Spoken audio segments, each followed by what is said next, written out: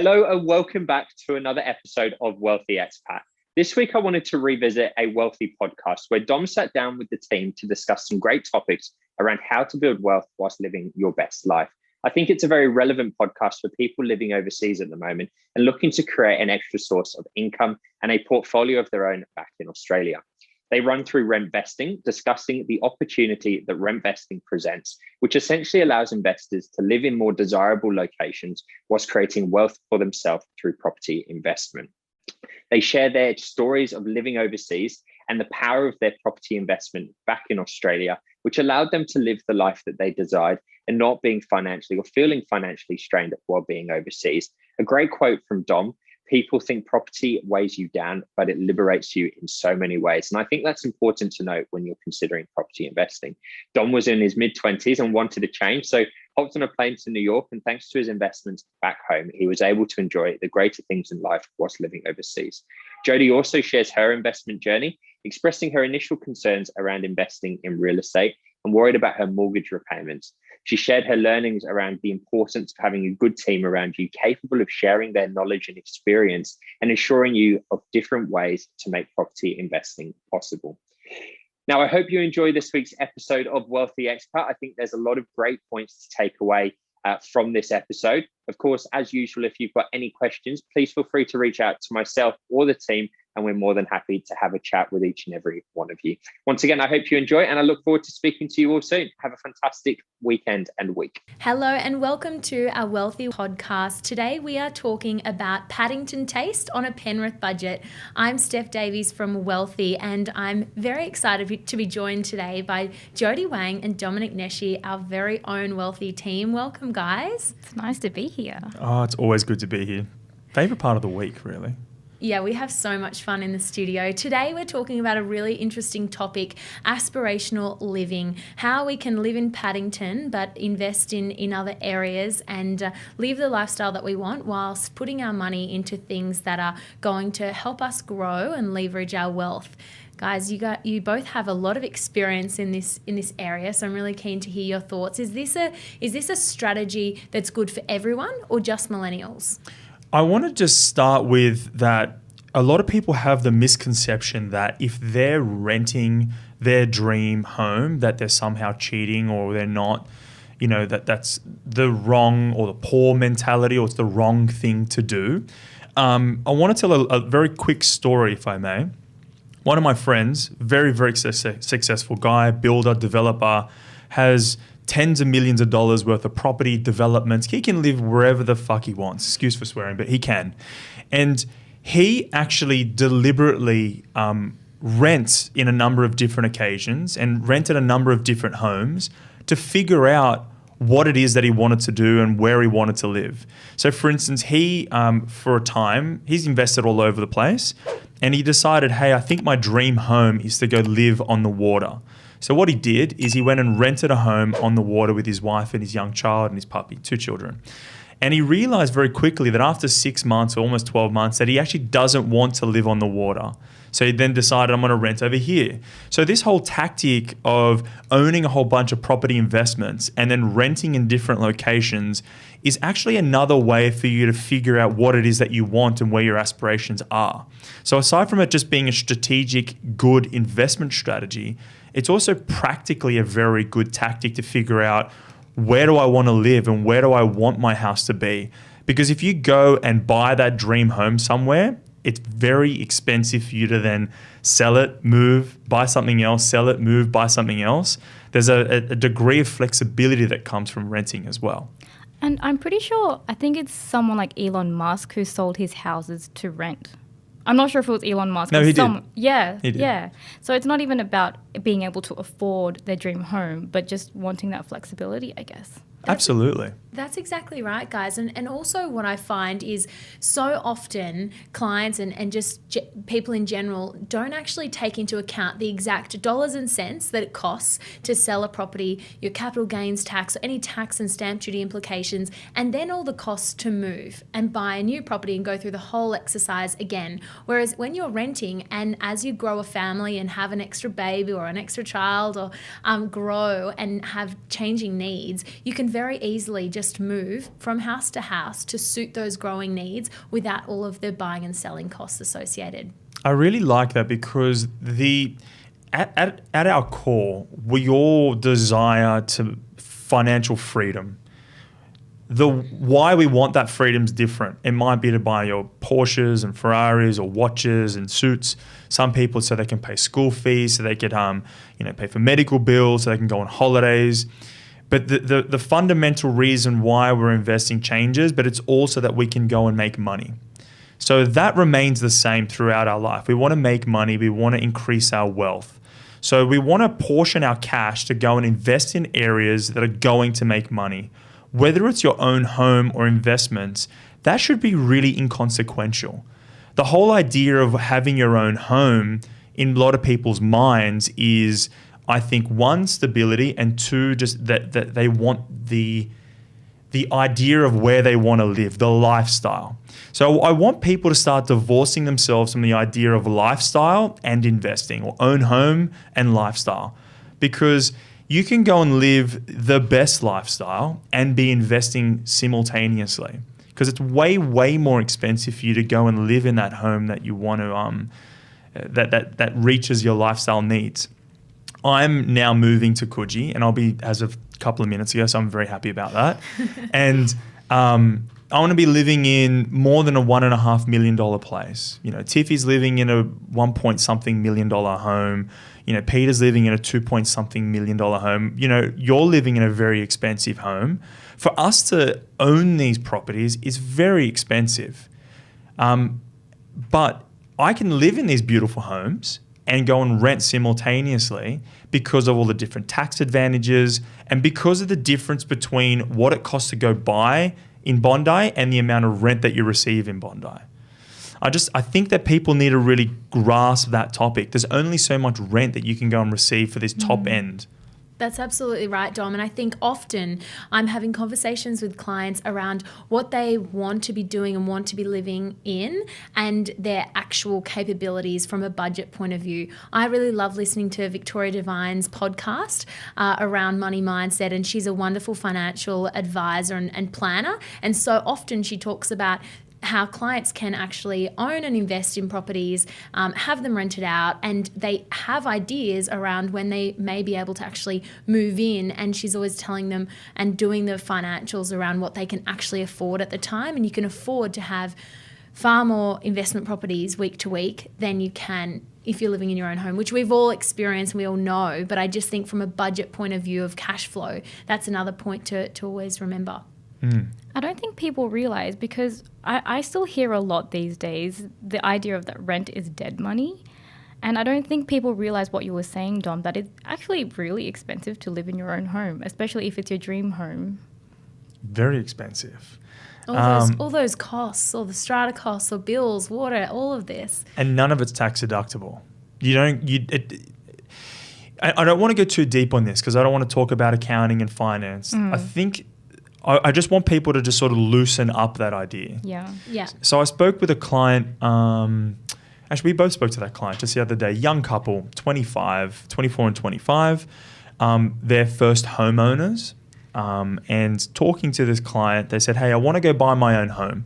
And I had to just make it clear, are you buying your own home because you want to take advantage of all the different tax incentives, which is a hell of a lot out there, and you get tens of thousands of dollars for government? Or is it your own home because you want to live there forever? And they weren't really sure. So I had to dig a little deeper, and I said, well, where are you looking to go buy this own home? And they said, wherever we can afford, which so happens to be Leppington, Badgerys Creek, Southwest. It's about 50, 60 minutes away from the CBD, it's a really good investment area. Anyways, so I said, that's good. And I said, well, if you could live anywhere, where would you want to live? And they both said, Cronulla, by the water. I'm like, well, okay, what if I could tell you that you could live in Cronulla and have that investment property too? And they were very, very intrigued by this idea. Steph and I did the cash flow analysis. For them to go and live in that home for a little while, the 6 months, they're going to get tens of thousands of dollars from the government. When they rent it out, it'll be positively geared $5,000. Very simply, this property is going to put $5,000 into their pocket, positive, every single year. that in a very literal context can contribute towards that Cronulla pad. Okay, that's the simplest way to think about it. They can take the money from their investment property and contribute it to them living somewhere in Cronulla.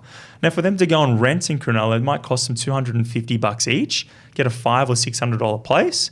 They can have that investment property, let it make them money and let it grow. Over in time, they're going to be able to pull equity out of that place, buy another investment property and keep on renting wherever they want to live. I want people to really grab that and live a quality lifestyle and not sell themselves short. I think that that's such an important thing for people to really grasp. Yeah, absolutely. There's so much freedom to be drawn in property, and we always talk about empowerment and all sorts of those things. But that story really resonates with me, Dom, because I remember a few years ago when I was younger, I went and had a mini sabbatical and transferred my university to Boston in America. And because of my student visa, I wasn't able to work whilst I was there.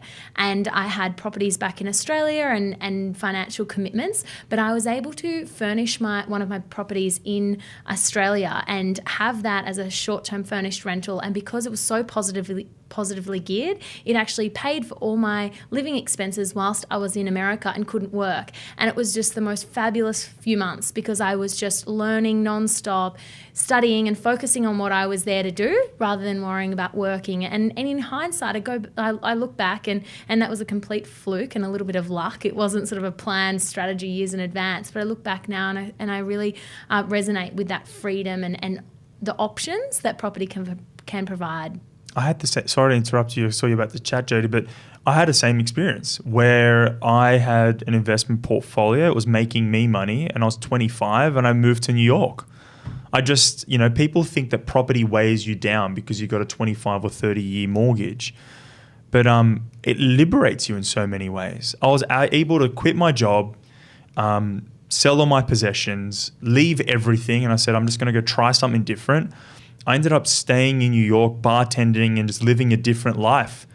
I divorced myself of everything. I'm like, you know what? I don't want this life anymore. I'm going to try something else. I was a bartender and it was great. The money that I was earning from the properties helped to support my lifestyle over there. And when I came back, it was a little bit of luck. Everything had grown in value and I could keep on investing. So that was, as you said, a little bit of luck involved in that. But if it was my own home, if I had this idea that I need to constrict myself in buying my own home, the types of areas that I want to live in, the rent that you receive ordinarily doesn't cover the mortgage that you have. And then you're in a situation where you don't have the freedom to move away, to go try something else, to go on a sabbatical. You really do inhibit yourself and your lifestyle if you're thinking about things only in one way. Absolutely, Dom. Now, with the topic today, we were talking about a Paddington taste on a Penrith budget, and we've just really touched on how we can get that freedom and be fluid in our plans and not let property and investments restrict our lifestyle and what we're doing. A lot of our clients are coming into our world and often not realising that they can even afford in Penrith, even if they are living in Paddington and enjoying their aspirational lives day to day. We've got so many government grants and lots of stimulus out in the market now, and we've seen clients be able to purchase in areas like Penrith. Now, you both have a lot of day-to-day experience with these conversations, and I was keen to get your thoughts on what's happening out in that area. Something that I did, I'm always going to celebrate my wins, but one thing that I did well when I was younger is I just got as much money as I could, which wasn't a lot of money, it's like $10,000 or $20,000, and I used every grant that was available to me to get into the property market as soon as I possibly could. Yeah. Okay. The government is giving us $25,000 for brand new builds. They're paying your stamp duty up to $800,000. So there's like $50,000 on the table in free money there. So if you can put together $10,000, $20,000, $30,000, way less than you originally thought, you can actually get into the market now. So I want that to get across. If there's one message you take away from today, come and have a conversation with us or with any other property firm out there. Not all of them are equal anyways, but you can get into the market way sooner than you think. So take this opportunity to have a chat to some professionals and figure out what your budget is and see if these different government grants apply to you. Because if you can afford to buy in Penrith or St. Mary's or Leppington or Austral or some of these, we call them, that Southwest Growth Precinct, you can use that as an opportunity to then fundamentally change the way that the rest of your life will pan out. Because if you're buying in these really good high growth areas, you can actually grow your way to your next deposit instead of you having to save $150,000. Dom, I'm happy for you to share my story, what we're talking about for my personal investment as well, because we sat down a few days ago and you were talking to me, my partner, Callum, and saying, hey, you guys originally thought that you wanted to do this together, but could you not do it separately? And in my mind, it just didn't occur to me that that was something I could do, because I was like, I'm not confident that I can do it on my own. But actually sitting down and talking about what's possible, I actually realized that there is another way. And now I'm actually really excited. Whereas a few months ago, speaking to another person and, looking at investing in Brisbane, I was scared. I was scared on investing. I thought that I'd have to be tied down to, paying off this mortgage. And, he was saying, if you get money back, you get your taxes back. Don't spend it on a holiday, put it back into your offset account. And that scared me. So I really appreciated that, we were shown a different way and that it is possible. Well, that's the thing. So many people think they don't know what's possible. When you chat to the professionals, they'll show you what's available to you. That's why I talk to an accountant, because I want to know what tax laws are available to me. Where can I save money on tax? And that's why I talk to a personal trainer. What exercises should I do differently? How should I be changing my diet? Where are the shortcuts? Not that there are any shortcuts, but there are better ways of doing things. There's different paths to lead to the same outcome. That's exactly right. Just tell me where you want to go and we'll figure out what ways are available to you. This has been such a great chat, guys. I'm loving it. I could probably talk all day about this. I can see your massive smile. I love it. Because I'm a very aspirational person, so I love this topic. And I think my message for everyone listening today is that you don't have to compromise. You can live in Paddington and have beautiful taste and be an aspirational person and invest your money elsewhere so that you can grow your way to your next deposit. Thank you, Dom, for that line. And do it in a way that you're not compromising on lifestyle and learning and wonderful opportunities that this life will bring you. Did you have anything else you'd like to add, Jody? I think we've kind of covered it all for now. Okay. And Dom, anything else to add? Yeah. I think that in this environment, this is a very, very strange and wonderful time.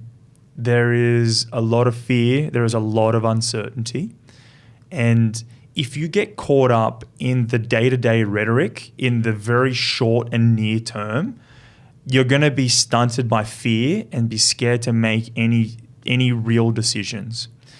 But if you step out a little bit and you add some time and you add some scale and you zoom out and you have a look at the bigger picture, and that's the view you should take when you're buying any real investments. And if you're buying property in particular, you don't want to be making your property investment decisions from the near view, because in the near view, there's COVID, there's all sorts of unemployment issues, there's, banks are talking one thing or another, there's government stuff, there's all sorts of scary things that are happening here.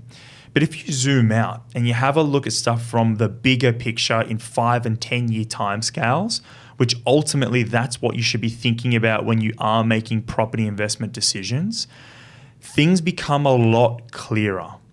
There's a lot less fear, there's a lot less anxiety, and you can become a lot more strategic. So when you can lay it all out and you can have a look at what the moving parts are, what options you have available to you, things become a lot less stressful, things become a lot easier, and you become a lot more inherently optimistic because you can have a look back and say, what happened in the past 10 years when similar things occurred?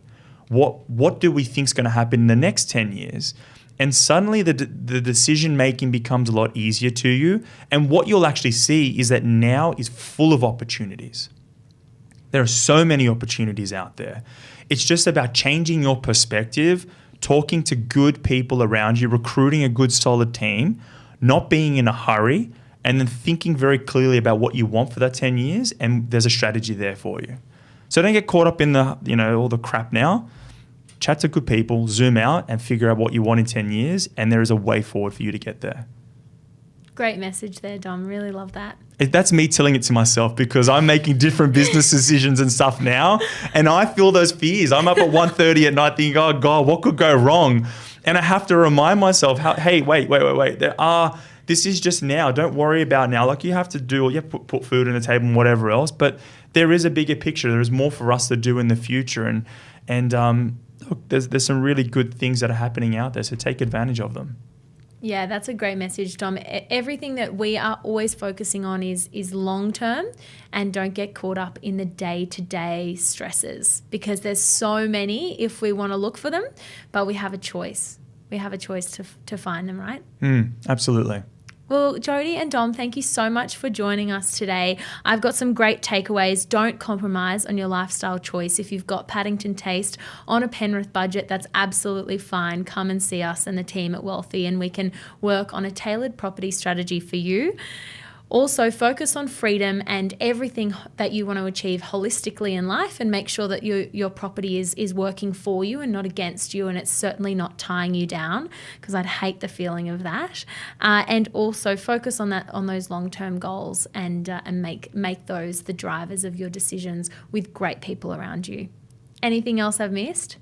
Oh, look, we could keep on talking, but I know we're running out of time. So I want to thank everyone for tuning in. We get your questions. We see your likes, your comments, and, Jody, Steph, Tiffy, myself, we all want to engage with all of you. So the more feedback that we receive, the more relevant the content can be for you. We really appreciate every single time one of you share or engage or send it to your friends. And we value every single one of those views or subscriptions or likes. We really, really do. We're building a culture and a movement here, and we love all of it. So thank you to all of you that are out there, and keep it up. And I might also just jump in there, Dom, that reminded me to give everyone a shout out that is watching or listening wherever you are, to jump on our Instagram. We're just starting to ramp that up and add some really great content each day. You'll see what we do day to day. You'll see our adventures, some great stories, wonderful quotes, and we'd love to hear from you. It's a quick and easy way to send us a message or have a chat. So if anyone's got Instagram, which I'm sure a lot of you do, jump on there and follow us, and we'd love to chat to you there as well. It's at Be Wealthy. At Be Wealthy. Otherwise, subscribe on our Spotify page, and we'll see you on YouTube as well. Have a wonderful day, everyone, and take care. We'll see you soon.